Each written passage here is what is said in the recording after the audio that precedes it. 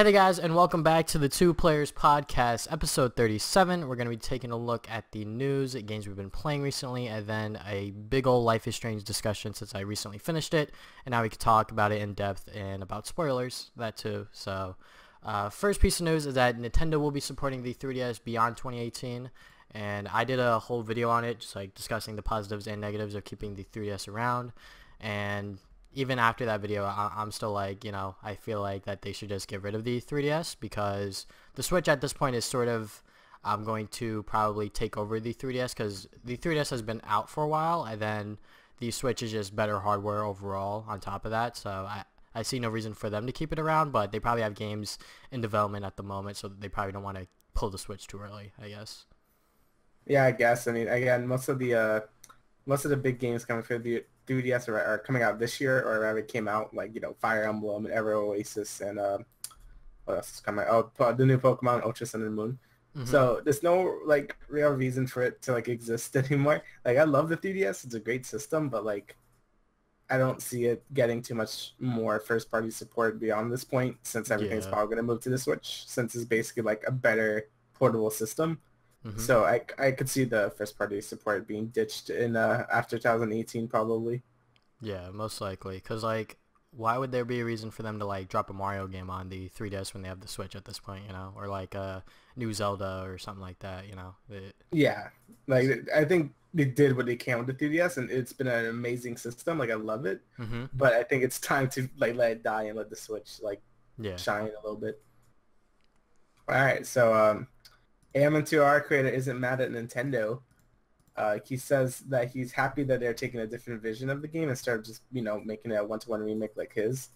Even though this dude updated the graphics that looks like Super Metroid, while the this new Nintendo one that they're making for the 3DS is pretty different. Like, it's not one-to-one recreation of it. They changed a lot of things, and that's good. Like, having two different visions of the same game is pretty interesting to see. And I'm glad there's no bad blood between them. After Nintendo attacked the dude, but he's pretty calm about it, which is nice. I expected him to be maybe a little angry. Like, he doesn't seem like the guy to get super angry because most of his, like, public statements have been pretty calm about Nintendo. Like, he gets it. He just wants to make this project just because, like, he's been working on it forever. So he's just happy that it's out there, basically. He's pretty much a big Metroid fan, and he's just glad that Nintendo is giving that series the spotlight again. And he could have definitely went, like, their way around with his statements. He could have been like, man, I hate Nintendo, boycott this game or whatever. But, like, since they are making a Metroid 2 remake, you should obviously support it. And he is definitely behind their envision of the game right now. So I'm definitely happy that there is good blood between them. And he decided to take that route instead of just like, hey, fuck Nintendo or whatever, Yeah. Alright, so Dragon Ball FighterZ still has a chance to hit the Nintendo Switch if there is demand. And at first, a lot of people were saying that it's not going to come to the Switch because there's not enough power. But I believe an interview with one of the developers or producers or whatever and was like, yeah, we could still put it on the Switch, if there is demand for it. Because, like, right now, putting games on the Switch is a little risky, I would say. Like, especially, like, eShop games. But, like, even then, a big IP like Dragon Ball Z should probably do well on the Switch, but who knows. But there actually is a lot of demand for it. There was a tweet made by the Sand Island and said, retweet this if you want Dragon Ball FighterZ on the Switch, and there has been over 20,000 retweets, so that probably says something, but who knows. They're probably going to make a official announcement once they probably, like, get it to work on the Switch, so...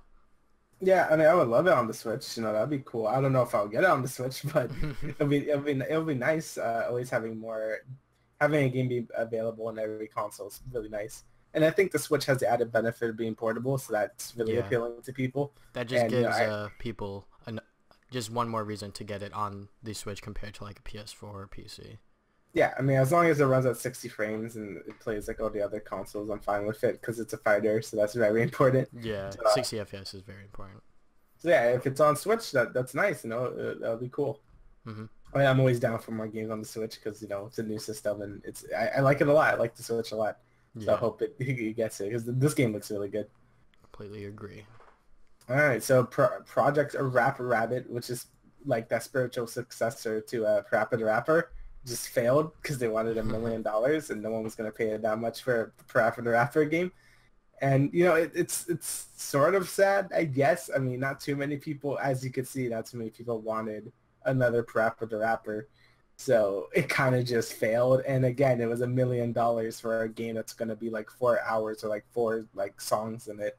So it was really, I don't know where that money was going, to be honest. I mean, I'm pretty sure there's a lot that goes into, like, obviously making the music, trying to set up the way the game plays. I'm not exactly sure why they needed that much money, but it was definitely a very ambitious project for, you know, upfront just asking for that much money to begin with for a IP that's not really all that well known. Oh, that's my phone. For a IP that's not really all that well known, you know, so it was definitely a ballsy move by them, but I do applaud them for at least trying to, you know, reach out to the fans and see if there is interest for it. So obviously there isn't, and it is kind of sad that it isn't going to happen, but at the same time, I think a lot of people expected it to not work. Yeah. I don't know what they were expecting. I don't know if they actually, it came out of nowhere, no one really cared, and it kind of just went away. So rest in peace, Parappa the Rapper. Alright, so the Sonic the Hedgehog movie, which has been announced to launch in 2019. So we don't know much about it. We haven't gotten anything other than like words about it. You know, basically like it's happening and it's going to be a live CG hybrid sort of thing. So I'm not exactly sure on how this will work, but it's slated to come out in 2019. So. Yeah, if it's finally coming out, and hopefully it's probably gonna be garbage like any other video game movie. Yeah. Let's be real. Mostly if it is like a live action. But, you know, being realistic here. Yeah, it's gonna be garbage. I don't see how this movie is gonna be good like at all. But if it is, I'll be happy. But it probably isn't. Most video game movies are pretty bad.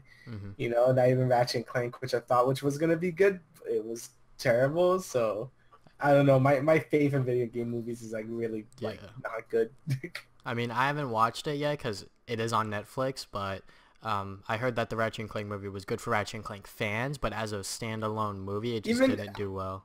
Even as a fan, it just looks bad as a movie. Yeah. And also, like since we played the PS4 game, it's pretty much the same thing. It's just that everything's a cutscene now and no gameplay. Yeah. Basically, I have my problems with the remake. I still think it's good, but not as good as the original. But you know, that might just be nostalgia. Even though whatever. All right, so Metroid Prime 4 and Pokemon Switch are 2018 games. They're coming out in 2018, which is good because it gives us a idea of what's coming out for the Switch in 2018. These two and like Yoshi and Kirby are also coming out in 2018. So we have a good like idea what the Switch is going to get in 2018. And for this year, we're going to be getting Splatoon, Mario Odyssey, and Xenoblade. And we already know what's coming out in 2018, which is these 4 games and probably a lot more, obviously. So, you know, the Switch is looking really strong right now. You know, it's not like the Wii U where we only got one of these games like every year. We're actually getting them really consistently, so that's good. Yeah. And all big franchises, too. If they could fit at most, you know, 8 more games for 2018, they're going to have another solid year, you know, a game each month or something like that. Like, that would be great, but that probably won't happen because I feel like that Nintendo had a lot of planning before they did the whole Switch announcement and announced all these games. So they probably had a lot of like, I guess, blueprints laid out, but I feel like for 2018, they're probably not going to have that. So there's probably going to be periods of time where we're not going to get a game on the Switch, which is going to be fine. But, you know, just compared to this year, on how consistent they were on releasing games every single month, and even when there was like that little gap, I think in like May or something, there were still like eShop titles that could hold you over if you were into them. There's some good eShop games in there. So. Yeah, so hopefully, you know, all of these games are expected to do well, so hopefully that they do that. And yeah, I'm definitely excited for the new Metroid and the new Pokemon and Kirby and Yoshi as well. So hopefully 2018 is good for the Switch as well. Yeah. Alright, so the next news topic is going to be about the Venom movie, and it is news that the Carnage character is going to be the villain in that movie. So we haven't talked about the Venom movie all that much because it's not part of the MCU, but it supposedly is. I'm not exactly sure. It's kind of confusing, but basically Sony still has the rights to Spider-Man, and they are deciding to do a Venom spin-off movie where it's focused on Venom, and yeah, so. Yeah, I mean, yeah, they've been working on this thing for a while, but just never been pulling through. So hopefully it comes out. It's probably not gonna be that good because it's Sony, but and it's not even a part of the Marvel Cinematic Universe. But hopefully it's good because Venom is really cool and Carnage is a really cool villain. So it'll be cool to see them get a good movie, but it's probably not gonna be a good movie. Yeah, most likely. Yeah, so it's like I'm not getting my hopes up, but if it's good, I'll be happy. Yeah, and because like everything, it's supposedly gonna be rated R, so that's good. I do like rated R superhero movies. Like Deadpool was good, Logan was good, so maybe this could be good. But it's being handled by Sony, and Sony lately with their movies have not been all that great. The Amazing Spider-Man reboot, it was okay, but it like the way that the movies were paced and laid out and everything like that, it just didn't work out. So. And then like recently, I think Sony's releasing that stupid emoji movie. So. I think that came out already. Oh my god. And it's bad. So, I'm not exactly sure what Sony's trying to do with their movie front. But hopefully that the Venom movie could do well, but I have a feeling that it won't. But we'll just have to go and wait and see. Yo. Alright, so Animal Crossing for mobile has been reconfirmed for this year. And out of all the IPs for Nintendo, I do think Animal Crossing is the best for mobile, just because when you play on like New Leaf or something, it sort of works where like you play for like about like 30 minutes and then you kind of just stop because there's nothing else to do. So I think that could work really well for like a mobile game, or like that one, or the what is it called, the housing one where you just like made like your room. Happy like New Homer or something like or that. Something like what that. it was called. Happy Home Designer. Yeah. Yeah, that could work well for a mobile game. So I think out of all the IPs, Animal Crossing is the best fit for mobile. Even though I do really, I get bored of mobile games really quickly, like Fire Emblem Heroes. I got pretty bored of it after like 2 weeks. I was definitely expecting me to play that a lot more, but the amount of updates that game received and like it just took up too much space on my phone. I was like, forget it. So, yeah. So hopefully this game is good and we hear more about it like in like a Animal Crossing Direct or something. Yeah. Like that's just my theory that since it is going to launch this year, they're probably going to have an Animal Crossing Direct focused on this game a lot, and then they're probably going to announce some other Animal Crossing stuff, hopefully a Switch game announced maybe. So yeah.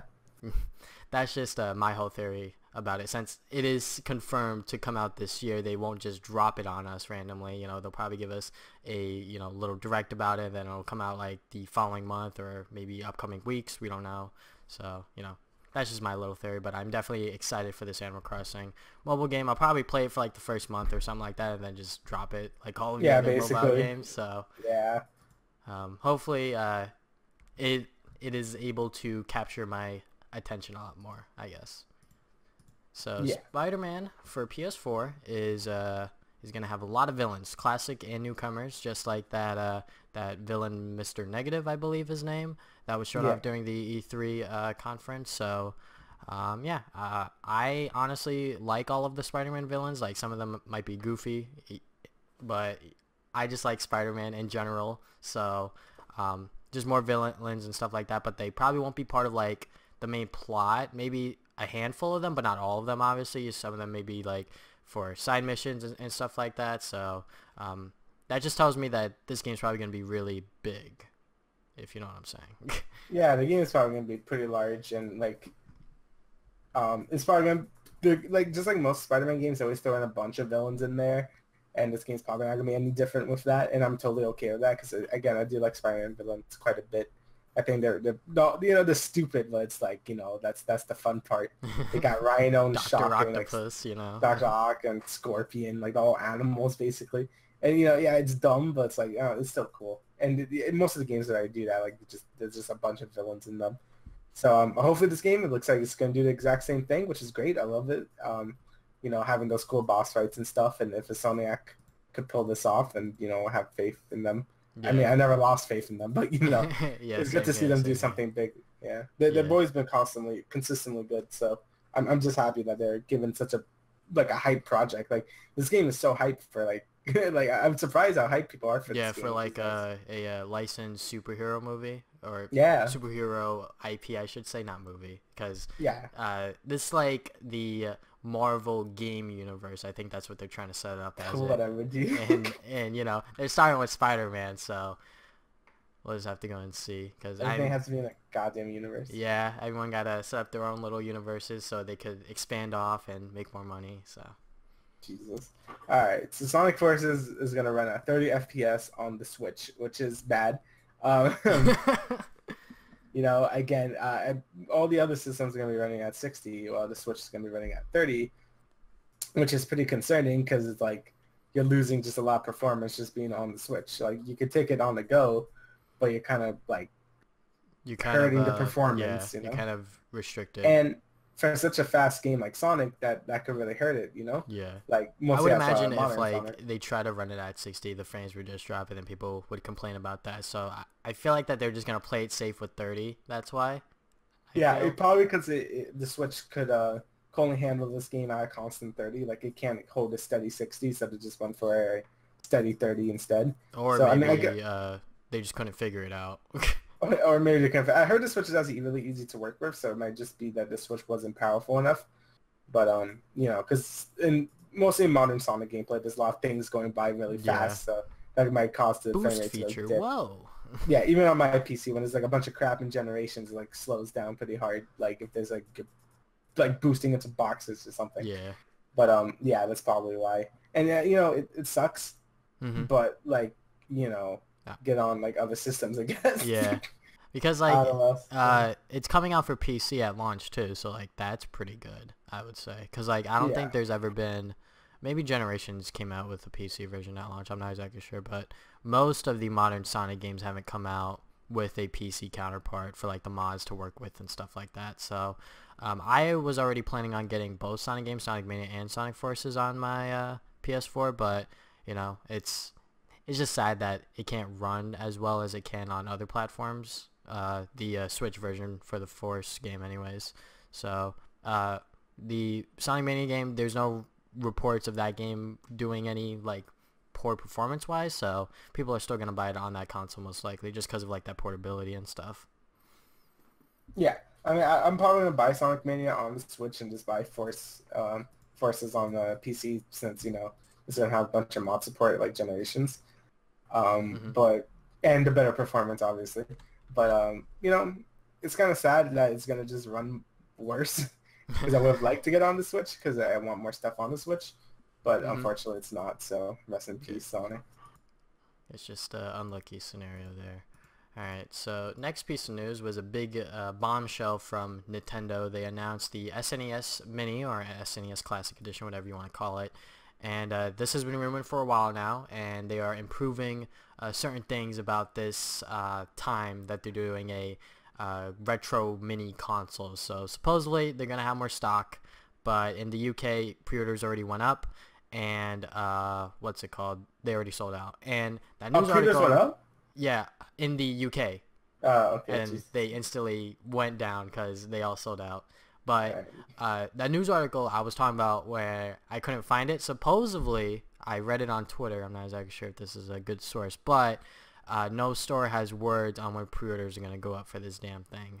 So, but it's going to come with 2 controllers, so that's a plus side. And the cords are supposedly going to be a lot longer because that was a major complaint with the fact that the controller wire was just too short. So, but it's going to retail for $79.99, pretty much $80, and it's going to launch on September 29th, 2017, and there's going to be 21 games. I'm just going to say some of the ones that I think really stand out. Star Fox 2, Super Metroid, Super Mario World, Zelda Link to the Past, and Super Mario RPG, and Earthbound. So, like, those are just, like, some of the games that are there, but there's a bunch of others that some people are probably going to be really excited for, like Mega Man X and Donkey Kong Country. So, there's a nice library of games here. This is definitely a lot better than the NES Classic in my opinion, just because I prefer the SNES a lot better because of the game library that it has and the, yeah, pretty much the games. I just like the games better on the SNES, so, yeah. Yeah, I'm exactly the same, you know. Super Nintendo games are just better, and I think it's a better value since these games are more fleshed out than the NES classics are. Since NES classics are pretty simple games, while the Super Nintendo games are just really just like these are games that just stood the test of time.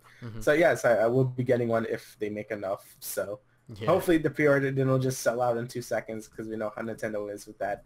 They don't know how to make stuff. I don't know why. If pre-orders don't go up, you know what we're doing Friday night. Yeah, basically. Or Thursday night, I should say. Camping out, going to be trying to get this damn thing. But yeah, there's actually like 3 RPGs on here. We got Mario RPG, Secret of Mana, and Earthbound. So that's and a lot. Final Fantasy 6 or 3, but you know what I mean. So there's a lot of content here if you're into RPGs. So Hell that's yeah. a plus. And lastly, Kirby Blowout Blast has a release date of July 6th, I think it was. Yeah. And it's basically just an extended version of the mini game from Project Kirby Robobot. It was it was fun. But... It was the mini game with what's it called? It was like in a 3D plane, right? Yeah, you went in a 3D plane and you like suck things. Yeah. Basically. So. And it was fun, but I was like, I don't know how much it's gonna be, and I don't really care that much. I love Kirby, but yeah. This is just, I don't know. I'll just wait for the Switch game. Yeah, same. So, maybe if it like goes on sale at a later date, I might pick it up because I really did like the 3D, I guess, space you could work with as Kirby now. So. Yeah, I mean that's cool. Like, there's still like there's so many games I want to even on 3DS like Fire Emblem and Ever Oasis look really good, and some other games that I want. There's only so much time. And the Zelda DLC I need to get. So it's like, it's like, come on, dude. Jesus. Too many games that I don't have time for Blowout Blast. All right. So let's talk about the games we've been playing, and I'll go first since why not? All right. So I beat Persona 5. I did it I think 2 days ago or something, and it's over 100 hours long. It's really really long. But the game is great. I love it. I can't really say much because it's mostly a story-based game. That's the whole thing about it. But I think the story is great. I think it's probably the best Persona story. It keeps the weird mythos and stuff from 3 and the mystery murder thing from 4 and combines into one thing while having current events thrown in there. So that's fun.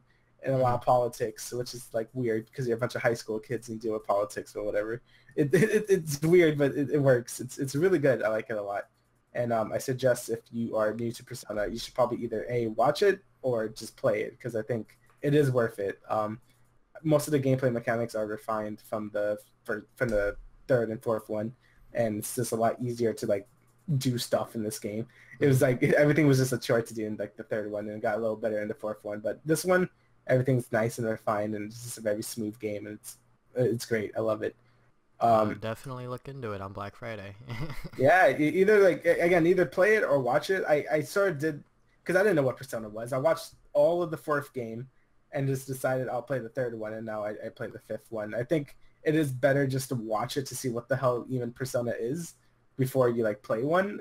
But I don't know. I suggest you probably watch 4. I think 4 is probably the best one just to watch. All right, and then play 5. I'll look for a Let's Play that I like. Yeah, it's great. I love Persona. But after that, I played the new Final Fantasy 14 expansion, which came out about 2 weeks ago. I haven't really gone to play much because there's been a lot of DDoS attacks and server issues and stuff, which kind of sucks. But I can't really tell you much about it besides just more of the same, which is a good thing. I didn't want them to change much about the formula, which is just do dungeons, do bosses and raids and stuff, which I'm totally okay with. And they also have good stories for some reason. I don't know why. Most MMOs are not most MMOs have really bad stories. This one actually has a good story. I like it a lot. I really want to play more of it, but every time I want to play more of it, I have to do something. So yeah, that's about it. That's about it. That's about it. All right. Well, I guess I'll get into games I've been playing recently. So I gotta get my league talk out of the way. Since last time, I am now Diamond 3, 58 LP. The meta really does suit my favor now. It's a lot of playmaking support, so Thresh, Morgana, even Blitzcrank's in meta. Rakan, the new support champion, so it's just a lot of playmaking stuff that I could work with and be comfortable on, so very happy about that. And then I played Payday 2 again. The funny thing was that my brother started playing it, and right before he started playing it, I uninstalled it from my PC. So then I had to re-download it. It was like 15 gigs, and like I left the house for like an hour or so, and then I came back and it was like still downloading. So I was like, all right, whatever. So, but the game's really fun. If you have like 3 other friends to play with, I highly recommend it. It's usually on the Steam Summer Sale like always, so it's a really fun game if you have friends to play it with. And then the Crash Bandicoot game came out today, and I've been playing that a lot because I took my friend to a tournament, and that tournament venue has monitors in the back that I could just use, so I brought my PS4, and I finished the first Crash Bandicoot. So this was the first time I ever finished the original Crash, because when I played it on my PS3, that's how I played it, and just using the D-pad and just trying to like platform and stuff, which is really frustrating. So playing it on this new collection, it's still as hard. You could use the analog stick now, but I do not recommend that because there's so many sections where you need a platform precisely, and using a D-pad just makes that a lot easier. And also looking at Crash's shadow, so like you know where you're gonna land and stuff. So yeah, the first game's still really hard. And then I started the second game. I really do love the second game because now you could do the dash jump and stuff. So like Crash has a lot more mobility. And I did the first 2 boss fights, and they were like really easy compared to like Crash 1, where like they have certain patterns and you have to learn those patterns and then like adapt. So I am definitely enjoying the collection thus far. Hopefully I could finish it before the weekend's over. But, how much is it again? It's $40. 40, okay. Yeah, it's $40. So $40 for like 3 classic PS1 games. Like if you've played any of the classic Crash Bandicoot games on the PS1 and you liked any of them, you should definitely pick this collection up and replay them. Like I'm not even trying to go for like all the boxes or anything like that, because that's just way too much work. You know, I'm just playing the game through, trying to get as many boxes as I can, and you know, just like enjoy the game basically. So yeah, it's really good, really fun. All of the critics that are just slamming the game just don't know what this game's about really. They really don't understand that this game was made back in the day, and it's just a remaster, and they can't, like, if they changed anything in terms of like the gameplay aspects of it, a lot of people would be mad. Like if suddenly in Crash 1 you could do the dash jump, which was introduced in Crash 2, like a lot of people would be mad about that.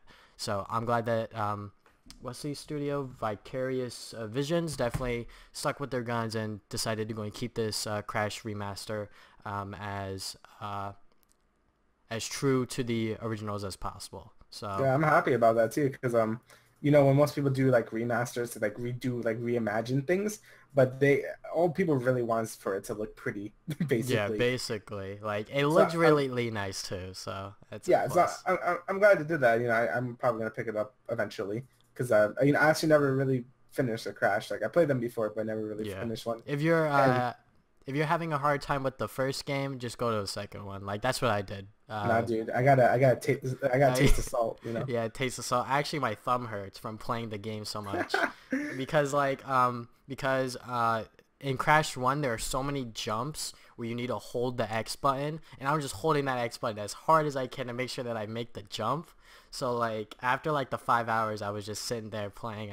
My thumb is killing me right now. So, but yeah, Crash Bandicoot, really great games. So, and now we can talk about Life is Strange. We're gonna go episode by episode and like talk about each character and stuff like that. So the reason we're talking about this now is because I recently finished it, and that's because Damian recommended it to me, so I just bought it on the Steam Summer Sale. So the first episode is pretty much like a intro, I would say. Like, how would you describe the first episode, Damian? Yeah, it's mostly just setting everything up, you know, showing what Max and like Chloe, and establishing everyone else, like the school, the location you're in, all your friends, sort of friends. You know, all your classmates, basically. Yeah, basically. So, you know, so it just sets that up, introduces your time traveling mechanic, which is very important for the game. And you basically just meet everyone and see all the situations starting to unfold and stuff. And even at the end, you start to see the weird side effects of your time traveling and stuff. So it's just a good setup. You know, some people don't like it. Again, it's a little weird with the lingo they use, you know, like hella every 2 seconds. And I know some people are... You got hella cash. I know some people don't like that, but, you know, that just deal with it, I guess. It's hard to get into if you're not really into it. Like I don't see some like person in like their 30s or mid 30s enjoying this. I mean, maybe they can. I don't know. Maybe we don't know. Yeah, but you know, it's good though. Like I think it does a good job establishing everyone, and showing what Max is and her problems, and Chloe and her problems, since Chloe's also like a very important character. She's like the second main protagonist in this. Yeah, pretty so much. Yeah, so what did you think about the first episode? Yeah, it was definitely a good setup. We got to explore a lot of locations like the school, Chloe's house and stuff like that. So it was definitely a good intro. And like the first time we used that time travel mechanic, like when Chloe got shot in the bathroom, I was like, holy shit, what the fuck? Like Nathan actually just pulled a gun on her, and I was like, oh god, am I gonna do something about this? And then it just happens. I was like, wait, I couldn't choose what I was gonna do. Also, yeah, I remember when she ripped up her photo, I was like, wait, I didn't choose to do that. Wait, stop.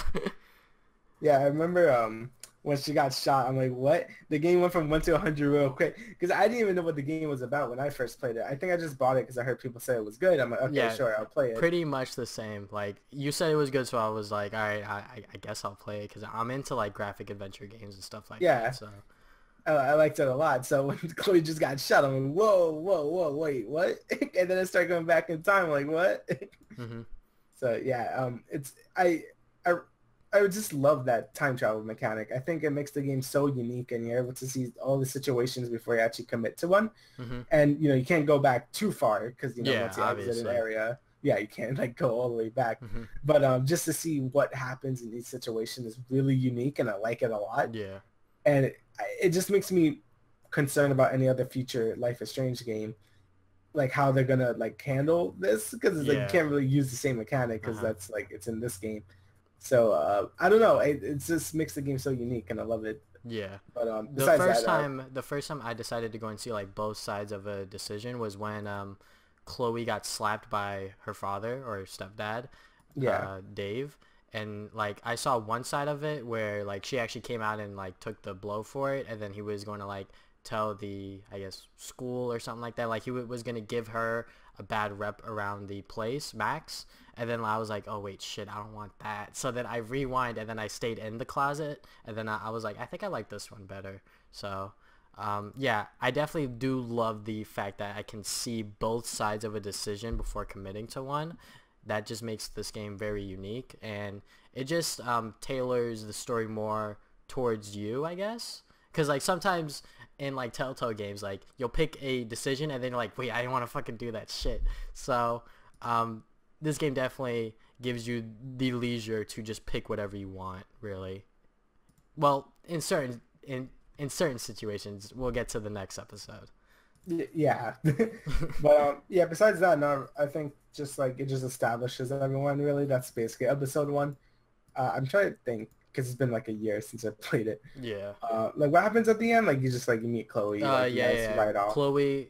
Chloe asks what's going on because it starts snowing, and then you basically tell her that you have powers and stuff like that. So the next episode, we're like in the diner, and then we have to like prove to Chloe that we have these powers, and like this puzzle really like screwed me up because me too.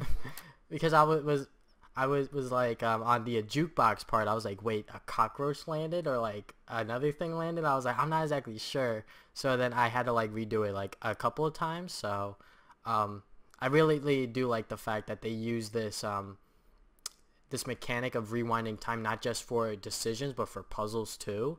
So it was definitely a very creative move by the developers to do that. Yeah, mostly episode 2 is mostly just establishing like the various puzzles that you might see throughout the game using your powers. So some people think it's like a weaker episode until the end, especially the bottles. Yeah, especially the bottles, where you go to the junkyard and just gotta find some bottles, which like is just like whatever, it's just a filler like side quest basically, or just main quest, I guess. What I actually did during that episode, I found 4, and then I was like, wait, she's holding one. Can that be the 5th? And I was like, no, I actually have to like look around for it. And then it was like behind something that I had to rewind time for before like the stuff collapsed. So I was like, god damn it. Yeah, it's I know some people like didn't like that part at all, but after that you get established to Frank, which is Oh another yeah, character Frank. we see a lot. And, Mm-hmm. he has some, Chloe has some interesting ties with him, which we don't really know too much about in this episode. But you get a choice of whether to like shoot him, quote unquote, or not.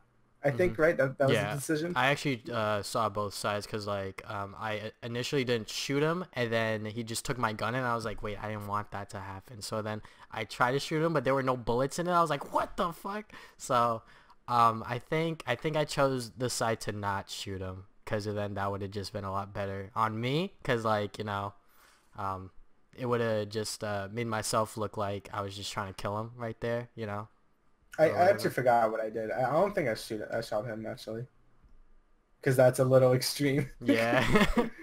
But yeah. But after that, I think that's with the whole Kate thing, right? uh. Well, first the train almost kills Chloe, and Oh, then we right. Yeah. save Look, her. a running trend with this game is Chloe dies a lot, so just get ready for that. Is about to die. Yeah, about to die And a then lot. Yeah. yeah, the whole Kate thing happens where like we see her outside just like walking, and then she's like on the top of a building, and she's like about to jump, and Yeah, then we and like at yeah. that moment we lose our powers. So now we actually have to talk this girl down, and most people actually managed to get her down, but other people did not. Yeah, it's really stressful. I'm like, Yeah. what the hell is this game, dude? Uh-huh. Like, why am I dealing with suicide? I just want to go back in time and like be gay or something. I don't know. But instead we gotta deal with this stuff. But yeah, it was pretty intense. You could fail it, and it really does change. Well, it doesn't really change that much, but it does negate you of some scenes that It you just have cuts all of the later. Kate parts, basically. Yeah, which is pretty depressing because she's just dead. So it's like, oh. But yeah, if you do manage to save her, you do see her in the other episodes, which is cool. And I know a lot of people like manage to save her, which is good. Hmm. And I think that's how that episode ends. It just Yeah. ends with that, Hmm. which is like pretty like, geez, dude. Yeah. And then we get into episode 3. I forgot how 3 started. Three started with them breaking into the school. Right, yeah. They broke into the school. So Max and Chloe just had like some bonding time, and it's like, oh yeah, we're just swimming together. That's not Hmm. gay. And they're just, and then what's his face? Her stepdad, I think, just tries to find them because Yeah. I think David, I it's believe is his yeah, name, right? David. Yeah. Yeah. And So then then they like exit the school and we whatever. break into the school and we like find the files for everyone we're trying Oh, to look right. for. Yeah. Yeah. So that puzzle kind of screwed me up at first. I was like, wait. Yo, I was like, you could like teleport. Oh yeah, I somehow. was like, oh shit, I'm behind the door. I was like, all right. Yeah, that part tripped me up. Yeah, same here. So, and then after we get the files, I think we just go for a swim, and then we wake up in Chloe's bed, and then we start wearing Rachel's clothes, and then people start calling us Rachel for like the first second, and then that moment where we get to kiss Chloe or not. Mm-hmm. Hmm. And And I'm pretty sure I know a lot of yeah, people did. we So. both did it, and like I didn't choose the other side. Like, in my gameplay footage that I'm looking at right now, like I was laughing the whole time, and like my mouse was just going back and forth between. I was like, you know what, I'm gonna kiss her, see what the hell happens. So, yeah, and I did not go back on that decision at all. I didn't want to see what was gonna happen if I did It's it. pretty So, boring. It's just like, yeah. you just don't do it. Yeah. She's like, I know you went back in time and I did it, so don't even try to lie. I'm like, oh, she knows. Yeah. So So, it's pretty good. yeah. What happened after that? We were going through David's files and we find that he was like spying on everyone, which is why he got kicked out, I Right. believe. So that was definitely a interesting turn.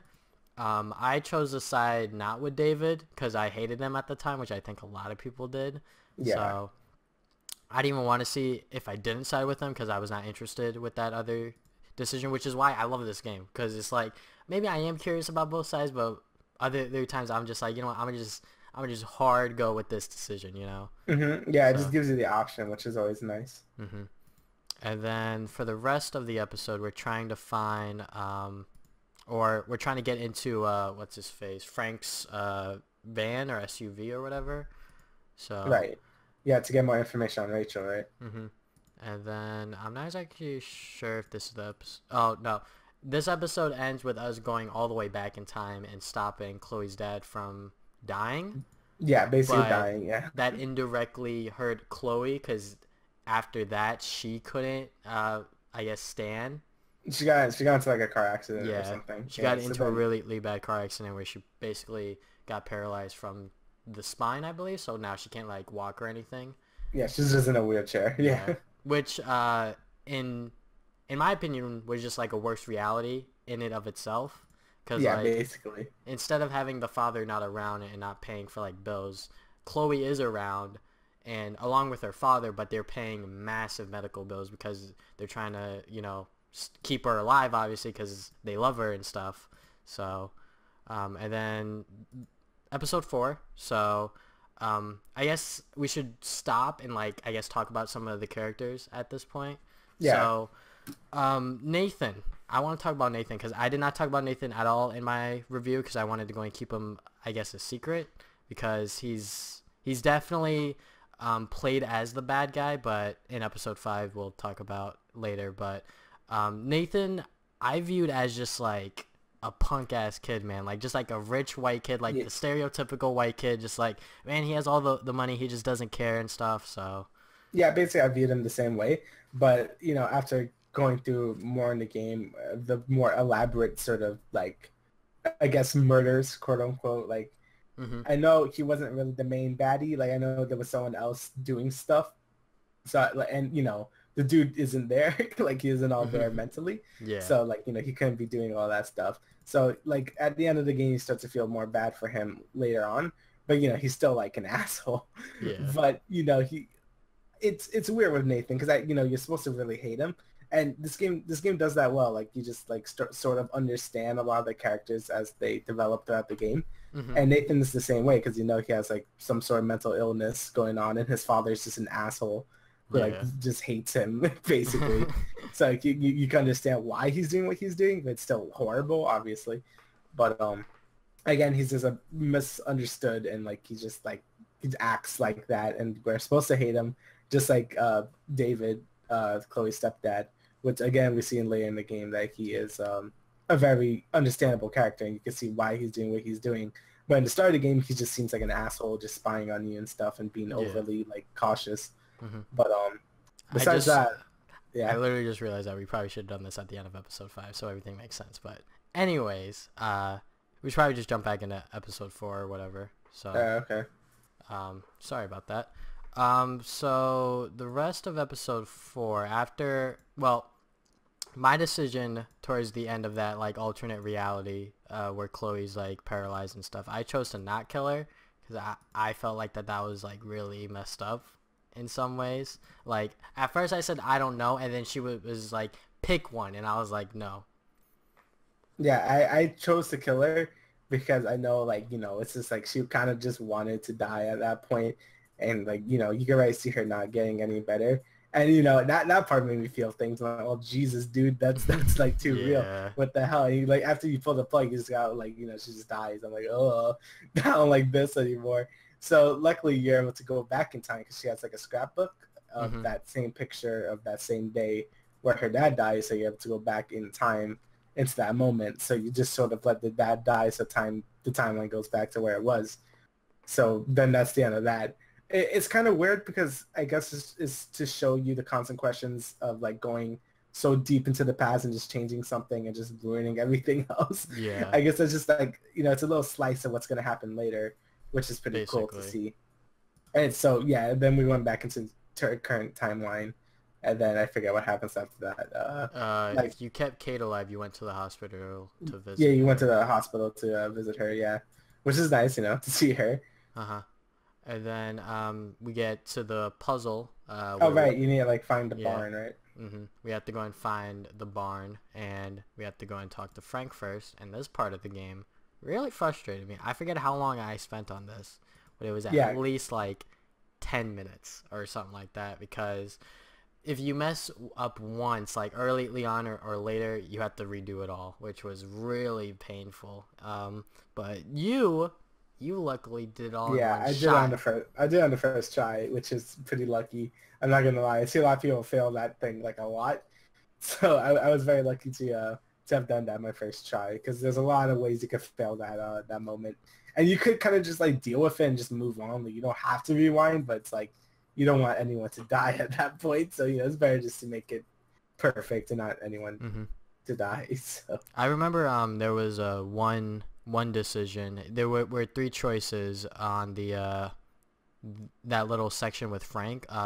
I think there was one that said you killed him or something like that. Like you actually killed him or something like that. Yeah, I think Chloe just shoots him. Oh, like, okay. Yeah, Chloe can either shoot him, the dog, or both. So, oh shit. Yeah, so it's not that great. Yeah, but it was a very low percentage, so thank God that not that many people did that. But and then we have to go and piece the pieces together, I guess, and that's when we discover the barn. And the barn kind of threw me off at first because like once I opened the hatch and then I was at the keypad, I was like, God damn it, I gotta look for another code. But I mentioned the keypad was worn out, and then I thought that it was going to be like a generic, just like Rachel's in there, the girl is locked in a basement or whatever, locked behind that door. But it turns out that this is the black room, right? Dark room. Dark room. And they're like taking pictures of like girls that are like drugged and stuff, and then they find Rachel's, and then it looks like she's like being buried or something like that, I believe. Yeah. So because she like OD'd, yeah. Yeah. So then that's when they find out that Rachel is dead, and they dig up the spot, I believe, and that part just got to me. Like I was actually getting chills down my spine. I was like, holy shit, man. Yeah, that part wasn't fun. Yeah, because like the whole game we're just looking for this girl, because like from the start of the game you see that missing poster, because obviously when you play these graphic adventure games you'll be like clicking through everything and stuff, and then that's the poster that you see. It's a missing girl, and you find out that it was Chloe's best friend, and now you're trying to find her, and now after 3 episodes, now on episode 4 she's just dead. So yeah, and that's it just sucks that like you kind of knew that she was gonna be dead. Yeah, obviously. I kind of knew in the back of my mind, but like at the same time I was like, man, we're trying to find this girl. I hope she's alive, Yeah, and it sucks, but it's like that's what happens most of the time if people go missing. Like most of the time they just end up dead, which is unfortunate, but that's what happened to Rachel. And then Chloe gets extremely mad and then just loses it and just like I think goes into the party, right? Yeah, she's trying to well, we go into the party at first, but then in episode 5 we stop her, or no, I think later in the episode we like go back in time or something. Maybe I'm getting this mixed up. Oh no, we still go to the party. We still talk to like Victoria and try to warn her about Nathan, and then the epic finale for this goddamn episode. So it is revealed that it was the goddamn teacher, Mr. Jefferson, who has been pulling all of the strings. And my reaction, I immediately texted you, and I was just like, what the fuck? Yeah, it was the teacher. Yeah, he just shot Chloe in the head. Yeah. And then just drugged you up so you couldn't use your powers to rewind it or anything. So that was a way to end episode 4. Yeah, and I definitely knew something was up when we were just walking around the junkyard by ourselves with a flashlight. I was like, this is a little creepy, guys. Like, I don't know if we should be doing this to begin with, but we're doing it. So, yeah. Yeah. And then episode 5 starts out with you all drugged up, and then it gets all crazy. So, like, then you start jumping into different timelines, try to change things, and doing all that stuff. Like, it's crazy. It gets a little weird. Yeah, but episode 5 was definitely one of the more chaotic episodes, I would say. But yeah, episode 5, all the time travel stuff goes into that one. With all that time traveling stuff going between pictures into other pictures into another picture. Mario 64, dude. Yeah, but after you finally get back into the timeline you want to, you see Dave. And you could just let him die if you want. Like, you won't like win, but you could do that. But basically, he helps you out, and then he explains, like why he was doing all the surveillance and stuff, being suspicious of him and stuff, and want to research into Rachel stuff. So you start just, again, he becomes a likable character at that point because it's like, oh, I get you. He was just being like that because he really cared about Chloe. and you had the choice to tell him if Chloe's dead or not. I told him. I Yeah, told him straight. I told him too. I was like, I'm not gonna lie to him because he's gonna find out eventually. I mean, like, it really like didn't. I mean, it doesn't matter in the end, but still. It kind of mattered because like if you did choose one of the endings, he'll live still. So. I mean, that's true. But I mean, you go back in time though. Yeah. My God, So this time travel stuff is just it's kind of confusing sometimes. This is why some people have problems with the ending. But after that point, what happens? You go to the lighthouse, right, where Chloe is, or something. Yeah, because she gives you a phone call and it's like. Yeah. We try to what's it called? We try to go back through one of the pictures, and then we have to like go through like the psychological thing when we're just going through the same hallway over and over again. Or whatever, and then like at one point we take control of Victoria, and then we're like going through these dark hallways with Mr. Jefferson with the flashlight and stuff. So that part of the gameplay really spooked me because I was like really scared of getting caught. But at the same time, I was like, wait, I can rewind time and just fix it real quick. So that part wasn't as hard as it could have been. So and then what's it called? We just get to the final part of the game where it's like you either save Chloe or you sacrifice the town. So yep, and I picked sacrifice the Chloe. Yeah, same. And you did the same thing because that was just the more sensible thing to do in reality. Yeah, because it's very selfish. Like the whole game was like, Chloe learned her lesson. She went through this whole adventure, basically trying to understand this. And at the end, she's like, "Yeah, it's okay. I'm okay to die now." And I'm like, yeah, you're right. So let me let me just rewind time again and not change everything. Yeah, letting her live just feels wrong. Like she didn't learn anything at that point, Even though when you go back in time, that Chloe doesn't know anything. She kind of just died anyway. You're the only one that does know, which is why some people hate it because it's like she didn't learn her lesson in that timeline when the other timeline she did. So it gets a little weird with that time travel stuff. But I just think it's the better ending. Both of them are both bittersweet, I guess. But yeah, because you either lose your best friend or you lose everyone in the town. Yeah, so and I feel like the killing or sacrificing Chloe does give you more closure because of the butterfly at the end. It's like, oh look, she's like okay with this, and it's like, and then Max just smiles at the end. While in the end of the just destroy the town one, everyone's just dead and guys just drive away. So it's like, best friends forever. Yeah, like that's not okay. So I think one ending it clearly is better than the other one. But what did you think about it? I thought the ending was fine. I could definitely understand why people didn't like it because you're playing all these 5 episodes and you're being told that all of your decisions matter, but in the end it's sort of just like one or the other, Yeah. So they probably could have done more endings, but I feel like for their first title, keeping it simple was the right decision to do, I feel.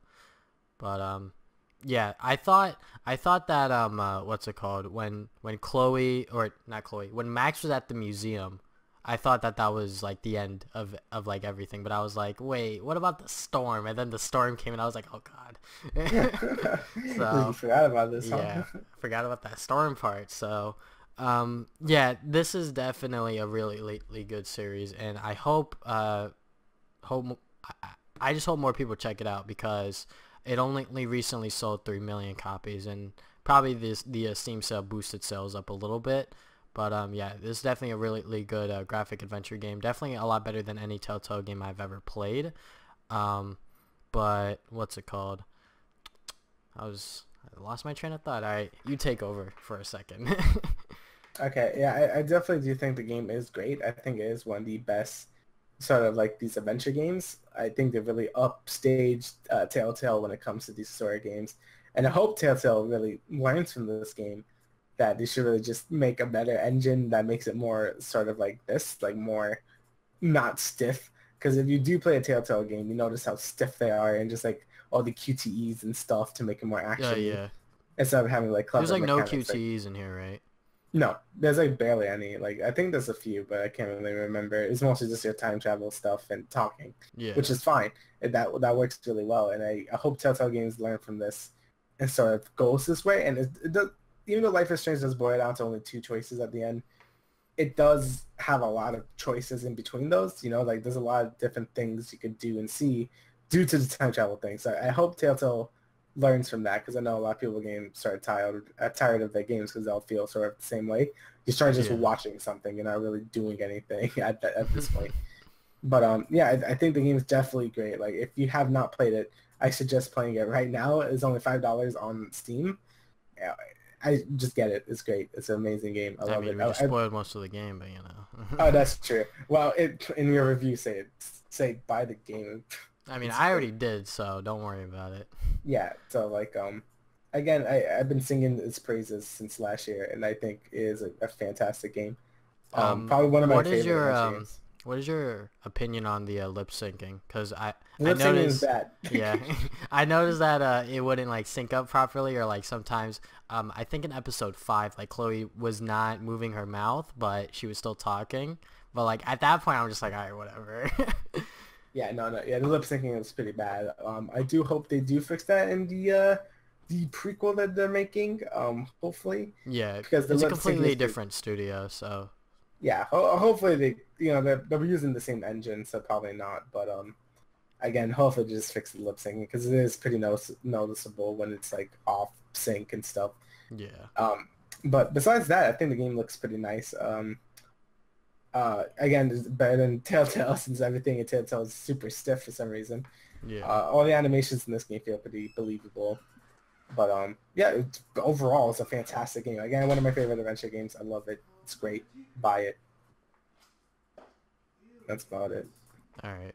Well, I guess we could just quickly talk about the characters now. So we talked about Nathan and David briefly. Basically, we both hated them, and towards the end, we kind of sympathize with them. Like, we get what they're doing and why they do it. You know? Yeah. So, is there anyone else to talk about, really? Because, like, I guess, like, Max and Chloe. I mean, like, Max, she's shy in the beginning, and then I guess she opens up a little bit more, but I feel like she kind of stays the same a little. I'm not she still stays the same. It's mostly Chloe's the one that changes from being, like, super hateful about everything to becoming more accepting about stuff, since it's mostly her character arc than Max's, which is a little weird. But, yeah, that's basically where the game goes with that. I do like Max as a character, though. She's pretty cool. I guess the last character we could really talk about is Mr. Jefferson. Jefferson? Yeah. Did you expect that he was the one pulling all of the strings, really? It kind of came out of nowhere for me. I know my brother, like, he's like, yep, I knew it. I'm like, how? He showed up for, like, 2 seconds. Like, I mean, I think it was fine. Like, it caught me off guard, which was, it was a shock when I saw him shot Chloe in the head. But do I think it was, like, the best? I mean, like, maybe? I mean, I don't know. Like, if you had to pick any like background character who was pulling the strings and no one suspected it, I'm pretty sure a lot of people, when this game was like in development, people were like, it's probably Nathan, or maybe it's Victoria or something like that, but freaking Mr. Jefferson, like, that's just out of nowhere, out of the blue, I feel. And I think that was definitely a really good twist within the game that I don't think anyone really saw coming. Yeah. Yeah, besides that, all the other characters were good. Most of them were very supportive. It was mostly about Max and Chloe the whole time. Mostly Chloe, since it was mostly like her story, and you were just playing as Max.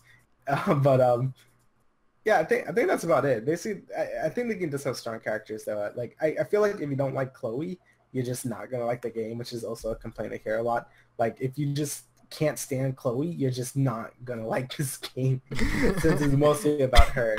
Like, even if you like Max, like, even if you like Max, it's just like, if you don't like Chloe, you're not gonna like this game. So just get ready for that. If you don't like her personality from the first game, just probably pretty much, like, if you don't enjoy episode 1, like, you're not gonna like the rest of the series. Which, thankfully, episode 1 is free. So if you get that impression, you just don't gotta play the rest. So that's pretty much what I said in my review. I was like, first episode's free, so if you want to try it out and you like it, keep playing. So Yeah, I think that's about it. I think we talked about Life is Strange for long enough about a game that's nearly 2 years old. So, yeah, that is it for the Two Players Podcast, episode 37. Thank you guys for listening once again, and we will see you guys 2 weeks from now with the next episode. Later.